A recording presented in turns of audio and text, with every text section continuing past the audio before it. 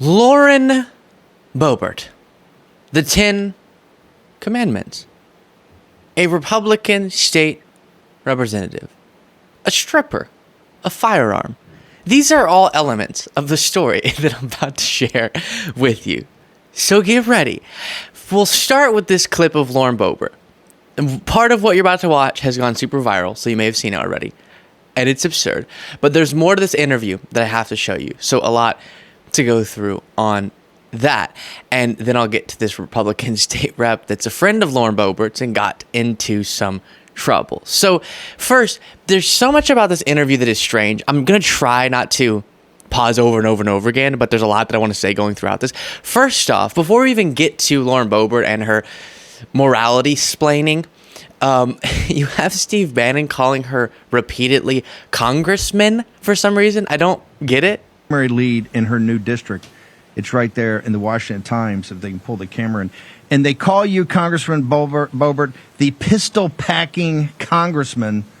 You're now in the 4th district. Talk to us about this race, and also talk to us about the folks out in your district. What would their thoughts be about? Would they be melting down if you had to put 10 commandments in the schools out in that part of Colorado, ma'am? So the pistol-packing congressman is how he describes her. Very strange. But then she says, let's talk about the 10 Commandments. Certainly not in rural Colorado and in Colorado's 4th district. I think that this is something that we need all throughout our nation. And I'm so proud of Governor Jeff Landry. He's a wonderful man, a great friend of mine. And I'm glad that he's in that position and taking action because we need morals back in our nation, back in our schools. And if there's anything that we are going to present in front of our children, it's going to be, it should be the Word of God. Just the quickest of pauses of your viewing of this video to request, if you're not already, to become subscribed to the channel by clicking that subscribe button. It's free, it's easy, but we greatly appreciate it. Thank you. Because this is the one truth that is never going to. Right. And so then just get ready, okay? Because I guess you would say the irony here is stunning.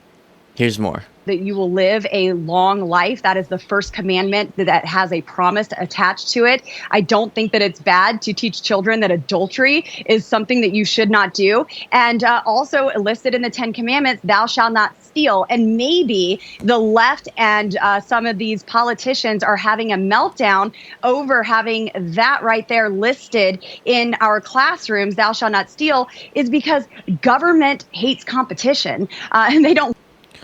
So she says, the left just doesn't want you to be taught, or specifically, interestingly enough, and if you know her background, this is gonna, you know where we're going.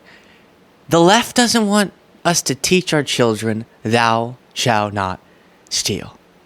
Well, Ron Filipkowski responded to this clip saying Boebert, whose son is facing 22 theft-related charges after breaking into cars and stealing credit cards, says the left opposes putting the 10 Commandments in school because they don't want children to be taught that it's bad to steal things. Yikes.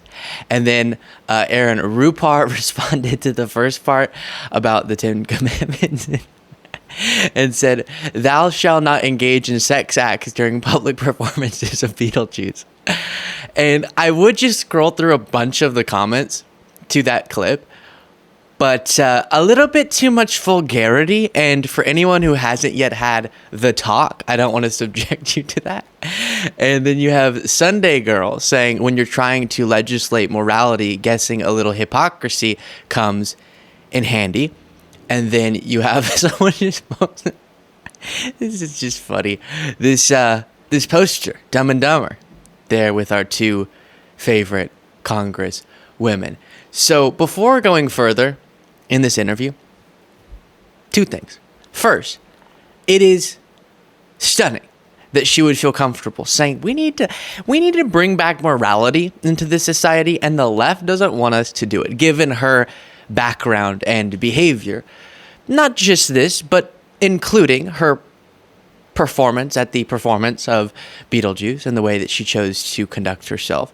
Yes, with her playing patty cake with her guest there, and also the way that she treated guests.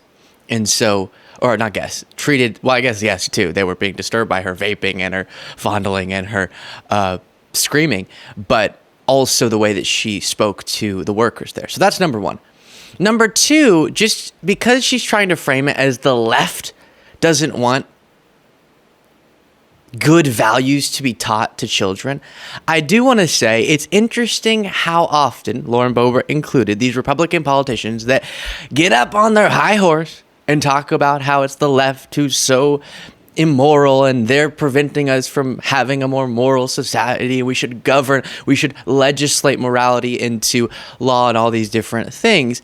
How often Republicans violate those principles. You have this photo of Lauren Boebert with someone. Okay, so you can see that on screen. That guy is a man by the name of Neil Frisk. And the Heartland Signal reports Michigan GOP State Representative Neil Frisk arrested after alleged altercation with a stripper involving a firearm. Oh no, Neil. What did we get up to? You've been taking some of those Lauren Boebert morality lessons. Michigan State Representative Neil Frisk was arrested early Thursday morning after he reportedly chased a stripper with a gun after a disagreement the two had. According to initial reports from the Lansing-based MIRS News, Frisk was arrested by the Lansing Police Department with a gun in his possession at 2:25 a.m. near his home. You know, speaking of things children were taught, my parents would always say growing up, nothing good happens after midnight, I think. That's pretty early. Jeez. Gosh, parents, no fun. After sources said he allegedly chased an adult dancer from his home. The dancer also supposedly works at the Deja Vu Gentlemen's Club. That sounds like a ball. In Lansing, which is located close to Frisk's home. The LPD also confirmed they were responding to a shots fired call. Goodness gracious. So authorities decline to name what exactly Frisk is being charged with until he's arraigned on either Friday or Saturday, but his office did send a message saying he was arrested. So he was chasing a stripper with a gun. We don't know the rest of the story, and seems to be a buddy, as you can see again, with Lauren Boebert. So maybe, just maybe, it's not these Republican politicians who should be lecturing us about morality. Now, in all seriousness, before playing this next clip, the 10 Commandments controversy about the Louisiana government, the governor now signing into law a bill that so blatantly violates the First Amendment and the Establishment Clause, the separation of church and state, that we all should be able to agree with. That's what this is about, the protection of our constitutional rights, not whether or not people should act in moral ways. And as I said in the video yesterday about this isn't an anti-Christian or pro-Christian argument. This is about protecting everyone's individual rights to practice the religion they choose, including Christians or no religion at all. And by favoring and promoting and giving preferential treatment to one religion by forcing schools to put up prominently that religion's text, that religion's doctrine, you are violating, as has previously been ruled by the Supreme Court, you're violating the First Amendment and the freedom of religion that we're supposed to all, again, unite around protecting. So that's what this is about, not whether or not people should act in moral ways. And Lauren Boebert's not the best at doing that. Here's this next moment. T-bills, ma'am. Yes, well, here in CD4, of course, everyone is not only disgusted, but they're impacted by the reckless spending in Washington, D.C. They're impacted by Joe Biden's war on energy here in America. So we cannot, because we can no longer develop our energy and sell that to our allies, export our energy and create that revenue from it. And unfortunately, Steve, in this prime. Oh, I got something good for you. So she says the war on energy, right? First, I'll play this clip and then add to it something we haven't talked about yet. On day one of our new administration, we will end Biden's nation-wrecking war on American energy. He's wrecking the energy business. Okay, Steve Ratner, again, what are the facts? Yeah, I mean, wrecking the energy business. So we have had record energy production under the Biden administration. This combines nuclear, fossil fuels, and renewables. And you can see here that we have never had energy production this high. And then the other thing that he says is that he's going to make us energy independent again. Well, the fact is we are energy independent. We've been energy independent now for 5 years. And in fact, our energy exports, mostly oil, but also some natural gas, hit a record last year. So in fact, America we produced more oil than any country in the world has ever produced in history. Yeah. Yeah. So that talking point is ridiculous. And maybe, as I've said before, if you are able to absorb these stats, then you can realize, oh, wait, maybe these political attacks against President Joe Biden about prices, energy prices, aren't actually based in fact. And the price conversation could be more complex than Biden hit the high price button. And there's a more complex story there that they should dive into. But there's an interesting piece out of The Economist, and we'll talk about this before getting to the last moment from this interview I want to play for you. Joe Biden, master oil trader. What? The president has turned volatility into profit. Indeed, Joe Biden also seems to have a knack for the oil trade. 2 years ago, his administration initiated the largest ever sell-off from America's strategic petroleum reserve, an emergency store of crude oil. And this was something that the MAGA world was very upset with.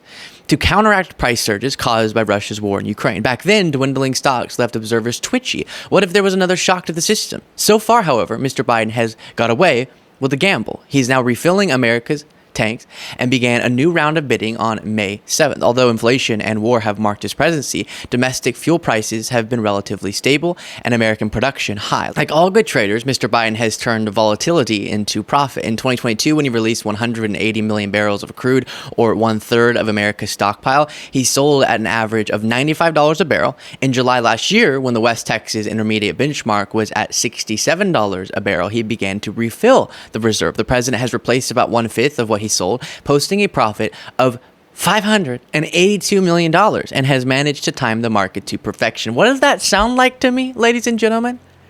Fiscal responsibility. Treasury officials estimate that Mr. Biden's early sales knocked about 40 cents from the price of a gallon of petrol. That's a significant amount, and it's making the country money. If we continue timing it like he's doing so far, we'll make billions off of his decision to sell and then buy when it is cheaper. So, seems to be handling things just fine on that front. Here's more from Lauren Boebert. What do you folks, President Trump is going to be sentenced probably to prison on July 11th. What do the folks out in CD4 think about this weaponization of DOJ against President Trump, ma'am?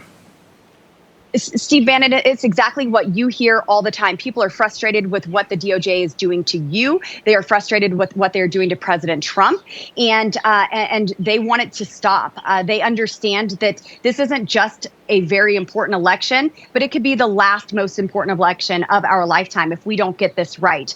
They are sickened by what happened to President Trump.